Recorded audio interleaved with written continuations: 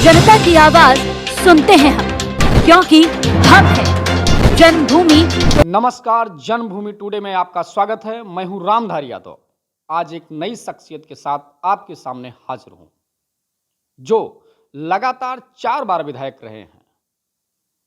2 बार मिल्कीपुर से और 2 बार लगातार विधायक रहे रुदौली विधानसभा से।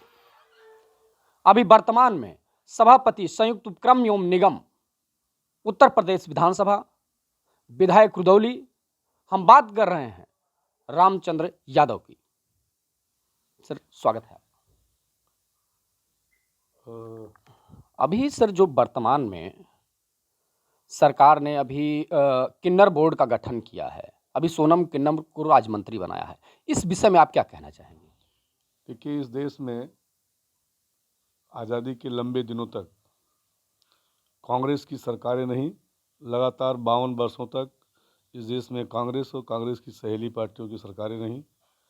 और कांग्रेस पार्टी ने इस देश में ख़ास तौर से दोहरी नीति बना करके एक तरफ गरीबी हटाने का नारा दे करके गरीबों को गरीब करने का काम किया, वहीं दूसरी तरफ जो उनकी दोहरी नीति थी उसके तहत उन्होंने गांव गरीब खलिहान की जो तरक्की और विकास की जुड़ी योजनाएं थी उनको नहीं चलाया, बल्कि कुछ अपने पसंद की बस्तियों को, पसंद के लोगों को, पसंद के शहरों को डेवलप करने के नाम पर जो उन्होंने बहुत सारी योजनाएं चलाईं, उसमें उन्होंने घोटाले किए। और लंबे दिनों तक राज करने का जो उनका इतिहास है, उसमें जितने बड़े घोटाले कांग्रेस ने किए हैं, इस देश के संसदीय इतिहास में अभी तक कोई भी पार्टी उस स्थान को छू नहीं पाई है। उसके बाद सपा बसपा में भी यही हुआ। एनएचएम घोटाले में 5,000 करोड़ से ऊपर का घोटाला हुआ और उसमें 2-2 सीएमओ की मौत हुई। बहुत सारी घटनाएं घटी, जिसमें समाजवादी पार्टी ने भी कहा था कि जब सरकार हमारी बनेगी तो हम इसका सबका बदला लेंगे। समाजवादी पार्टी भी उसी रास्ते पर चली और आज तक लोकायुक्त के पास जो बीएसपी सरकार के मंत्रियों की जांच रिपोर्टें लंबित हैं, इसमें धीरे धीरे हमारी सरकार आने के बाद कार्रवाई चल रही है। पीछे समाजवादी पार्टी ने उसको भी दबाने का काम किया। तो सपा बसपा और कांग्रेस, इनके सब के जो चेहरे हैं वो उजागर हो चुके हैं। इनकी दोहरी नीतियों के चलते इस देश का किसान, नौजवान, विद्यार्थी, गरीब, कमज़ोर पूरी तरह से त्रस्त रहा है। और जब इस देश में विकल्प कांग्रेस का भारतीय जनता पार्टी ने दिया, जब दिया, अटल जी ने जब इस देश में कांग्रेस का सत्ता से सफाया किया था, तो उन्होंने पूरे देश के आमजन का साथ लिया था। और उसी समय देखिए, गांव की गरीब की जो योजनाएं हैं, किसानों की जो योजनाएं हैं, आप देखेंगे प्रधानमंत्री श्रम रोजगार योजना उनकी दी हुई है। आप देखेंगे इस देश में चतुर्भुज योजना उनकी दी हुई है। आप देखेंगे इस देश के अंदर में 2 जून रोटी का इंतजाम भी गरीबों की बस्तियों में, कोई गरीब न सोए, भूखों न रहे, बगैर रोटी के ना सोना पड़े उस परिवार को, इसके लिए उन्होंने अंत्योदय जैसी योजना और बीपीएल कार्ड जैसी योजना चला करके पंडित दीनदयाल का जो अंत्योदय का नारा था उसको साकार करने का काम किया। और उसी समय इस देश के किसानों को भी उन्होंने, अगर बड़े लोग बैंकों से पैसा ले सकते हैं तो किसान भी अपने डॉक्यूमेंट्स ले जा करके बैंकों से पैसा ले सकता है। किसानों की इतनी बड़ी महत्वाकांक्षी योजना उस समय चलाई थी अटल जी ने, किसान क्रेडिट कार्ड जैसी योजना को। आपने देखा है कि पूरे देश में आज उससे किसानों की आमदनी बढ़ी है। वह किसान जो अपनी फसल गिरवी रखता था, वह किसान जो पैसे ले करके अपनी फसल को बेचता था, आज वह किसान बैंकों में जाता है और हर तरह की खेती करने के लिए उसी को और आगे बढ़ाया देश के वर्तमान प्रधानमंत्री जी ने। आज किसान सम्मान निधि जैसी योजना इस देश की पहली योजना है जिससे किसानों के खाते में सीधे, कोई बिचौलिया नहीं उसमें। इस तरह से जहाँ तक इस देश में किसानों का सवाल है, किसानों को तरक्की और बेहतरी के रास्ते पे ले चल के खुशहाल करने का जो काम इस देश की भारतीय जनता पार्टी की सरकार ने किया, वो आपके सामने है। और निश्चित रूप से इससे किसानों की आमदनी बढ़ी है। और आज लगातार किसान विरोध कर रहे हैं इस मामले पर। आज जो लोग किसानों के नाम पर आंसू बहाते हैं, इनके पूरे कार्यकाल को अगर आप देखेंगे तो इन्होंने किसानों के नाम पर कोई भी ऐसा फैसला नहीं लिया जिससे किसानों की आमदनी बढ़े।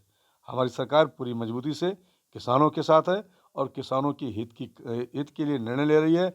अभी जल्द ही में जितने भी इस प्रदेश के अंदर में एग्रीकल्चर यूनिवर्सिटी हैं, किसान केंद्र हैं, उनके सब के माध्यम से पूरे देश में पूरे उत्तर प्रदेश में, देश में जो हो रहा है वह अपने स्थान पर, लेकिन उत्तर प्रदेश में खास तौर से किसानों को कैसे हम हर तरह से आमदनी दूनी करने के नाम पर कैसे और बढ़िया से बढ़िया खेती का जुगुत कर सकते हैं, वो उपाय बताने का अभियान चला। अभी जल्दी ही में आपके इसी उत्तर प्रदेश की सरकार ने, जब आपने अभी कहा कि किन्नर बोर्ड का गठन हुआ, उत्तर प्रदेश की सरकार ने जितने फैसले लिए हैं वो उन्हीं के लिए लिए हैं जो अब तक समाज की मुख्य धारा से दूर रखे गए थे, जो शोषित थे, वंचित थे। उसी श्रेणी में किन्नर भी आते हैं। किन्नरों के हित की रक्षा का कोई भी सरकार रही हो, आज तक कोई भी निर्णय नहीं ले पाई। मैं स्वागत करता हूं इस प्रदेश की सरकार का, जिनके इस अच्छे निर्णय के नाते आज समाज का वह वर्ग भी लाभान्वित होने जा रहा है, सम्मान पाने जा रहा है, जिस समाज को कभी नहीं पूछा गया। आज निश्चित रूप से उत्तर प्रदेश की लोकप्रिय सरकार के नाते ही हर तरह से पूर्वांचल एक्सप्रेस वे 3 साल पहले उसका शिलान्यास हुआ था और सर, ये 3 कह साल रहे हैं कि सपा कह रही है, पूर्वांचल की अगर बात की जाए, पूर्वांचल एक्सप्रेसवे पे सपा सरकार कह रही है हमारे शासन काल में इसका उद्घाटन किया था, समाजवादी पूर्वांचल एक्सप्रेसवे था। लेकिन अभी प्रधानमंत्री जी ने इसका उद्घाटन करके ये साबित किया कि जो है ये समाजवादियों का उद्घाटन है, उनका एक्सप्रेसवे का उद्घाटन। इस पर क्या कहेंगे? देखिए, समाजवादी पार्टी क्या कहती है इस देश की, वो बहुत सारी राजनीतिक पार्टियां अपने अपने दावे करती रहती हैं, लेकिन ज़मीन पर जो काम हुआ है वो सब दिखाई पड़ता है। इसका शिलान्यास कब हुआ, इसकी डेट ऑन रिकॉर्ड है। इसका लोकार्पण कब हुआ, इसकी भी डेट ऑन रिकॉर्ड हुई है। मैं बहुत बहुत स्वागत करता हूँ देश के प्रधानमंत्री जी का, बहुत बहुत स्वागत करता हूँ उत्तर प्रदेश के मुख्यमंत्री जी का। जब से इस देश में बनारस के एमपी के रूप में देश के प्रधानमंत्री के पद पर मोदी जी गए हैं, आप कह सकते हैं इस देश के अंदर में, मैंने बताया नहीं, अटल जी ने जो शुरुआत की थी चतुर्भुज योजना, उसको क्यों नहीं कहते कांग्रेस के लोग, सपा के लोग, हमने किया था। शुरुआती भारतीय जनता पार्टी की है। इस तरह की योजनाओं की शुरुआत भारतीय जनता पार्टी ने की है देश में। और आज की तारीख में आप बिल्कुल मजबूती के साथ में देख सकते हैं, इस देश का कोई भी धार्मिक स्थल जिसको बड़ी सड़कों से न जोड़ा जा रहा हो, जिसको एक्सप्रेस वे से न जोड़ा जा रहा हो, जितने भी उपेक्षित और जितने भी लंबे दिनों से देश की राजधानी से, प्रदेश की राजधानी से दूर रखे गए थे, भारतीय जनता पार्टी ये पहली सरकार है जिसने देश में भी और प्रदेश में भी उनको सबको नज़दीक करने के लिए काम किया है। और आज उसी क्रम में ये एक्सप्रेसवे का उद्घाटन हुआ है। अभी सपा के 4 एमएलसी ज्वाइन किए हैं भारतीय जनता पार्टी, और वो पूर्व प्रधानमंत्री के पोते भी हैं और समाजवादी विचारधारा से जुड़े रहे हैं, और वो लोग जुड़े, वो कह रहे हैं कि जो है हमें बीजेपी की विचारधारा अच्छी लगी, हम जुड़े। तो इस पर आप क्या कहेंगे? देखिए, भारतीय जनता पार्टी में दुनिया में नंबर 1 का स्थान बनाया है। भारतीय जनता पार्टी के राष्ट्रीय नेतृत्व ने पूरे दुनिया में भारतीय जनता पार्टी को नंबर 1 की पार्टी का दर्जा दिलाया है।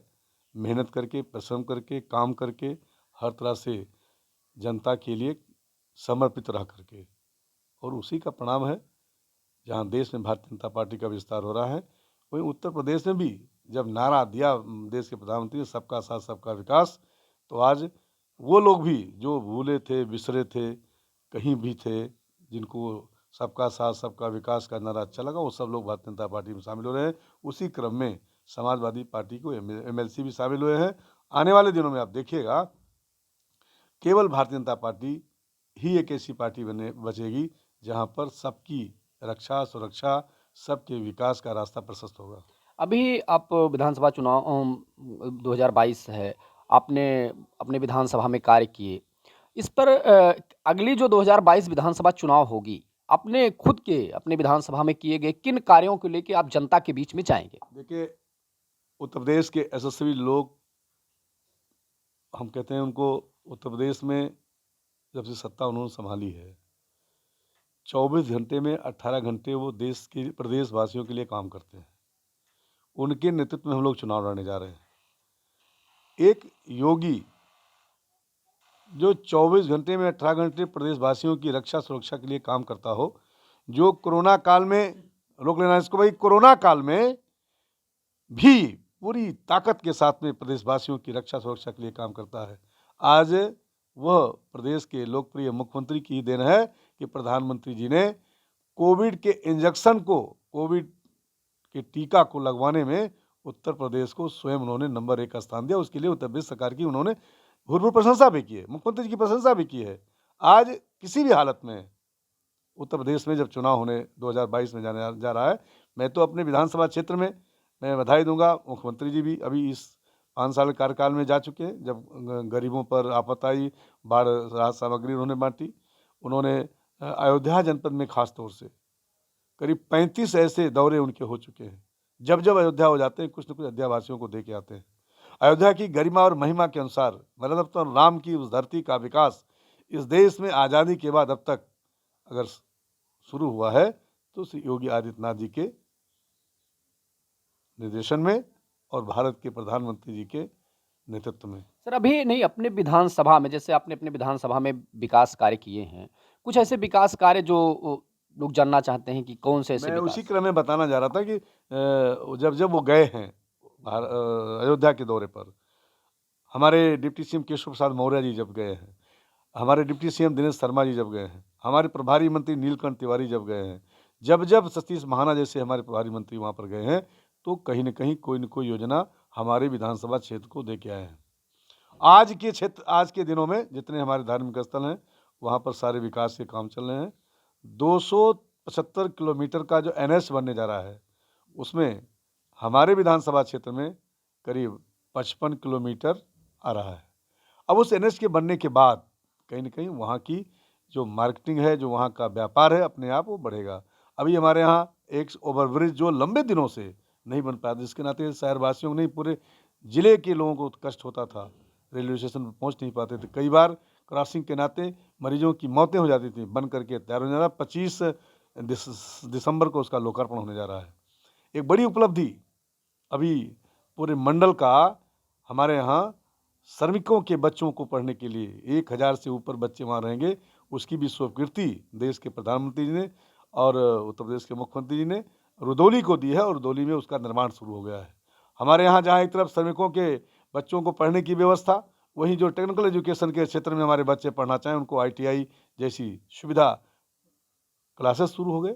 आज हम बहुत ही आभार व्यक्त करते हैं, बहुत बहुत धन्यवाद, बहुत बहुत स्वागत करते हैं देश के प्रधानमंत्री जी का और देश के मुख्यमंत्री जी का, जो अयोध्या में आयुर्वेदिक मेडिकल कॉलेज बनने जा रहा है, उसकी भी स्वीकृति रुदौली विधानसभा क्षेत्र में दी है। इसके लिए उनका बारंबार अभिनंदन करता हूँ। उसका भी शिलान्यास आने वाले दिनों में होने जा रहा है। सर, बात अगर किया जाए तो समाजवादी पार्टी का जो वोटर यादव वोटर माना जाता है, अभी आप लोगों के नेतृत्व में ये बीजेपी ने जो है यादव महासम्मेलन का आयोजन करवाया, तो क्या लगता है कि यादव वोट बैंक किसके साथ में जा रहा है? देखिए, इस देश में भारतीय जनता पार्टी जब जनसंघ काल में काम करती थी, उस समय कांग्रेस के मुकाबले सारा का सारा देश का यादव भारतीय जनता पार्टी की तत्कालीन जो पार्टी जनसंघ थी उसके साथ था। जनसंघ काल से भारतीय जनता पार्टी में काम करते करते ऐसे बहुत सारे कार्यकर्ता हैं जो कभी भारतीय जनता पार्टी जब बनी तो फिर भारतीय जनता पार्टी को उन्होंने नहीं छोड़ा। एक मजबूत संगठन भारतीय जनता पार्टी के जो बैनर तले काम करता है, तमाम जो संगठन है, उसमें सब में यादव समाज पहले से उनका प्रतिनिधित्व रहा है। आज की तारीख में उत्तर प्रदेश में यादव, जहाँ तक आपने कहा कि वो आपके साथ भारतीय जनता पार्टी के साथ जा रहा है, निश्चित रूप से भारतीय जनता पार्टी पर पूरा भरोसा यादवों का है। और भरोसा इसलिए है कि आज की तारीख में उत्तर प्रदेश में तुष्टीकरण की राजनीति करने वाली समाजवादी पार्टी पूरी तरह से जब सरकार में आती है तो केवल एक वर्ग विशेष को संरक्षण देती है, यादवों का अपमान करती है, यादवों का नुकसान करती है। इसके नाते यादव पूरी तरह से समझ गया है कि समाजवादी पार्टी केवल तुष्टीकरण की राजनीति करती है, जिसके आधार पर हमारा सम्मान कभी नहीं बरकरार रह सकता। इसलिए आज की तारीख में यादव समाज भी पूरी तरह से भारतीय जनता पार्टी के साथ में आने के लिए तैयार है। धन्यवाद। ये थे रामचंद्र यादव, विधायक रुदौली, जिन्होंने अपने विधानसभा में हुए कार्यों के बारे में बताया, ओवरब्रिज बनवाए हैं, मेडिकल कॉलेज की सुविधा हो रही है और ITI हुआ है और श्रमिकों के बच्चों के लिए भी विद्यालय खोले जा रहे हैं और NH पास हो रहा है, उससे भी लोग लाभान्वित होंगे। और इन्होंने कई मुद्दों पे मुखर होकर जवाब दिया। कैमरा पर्सन मनोज यादव के साथ रामधारी यादव, जन्मभूमि टुडे।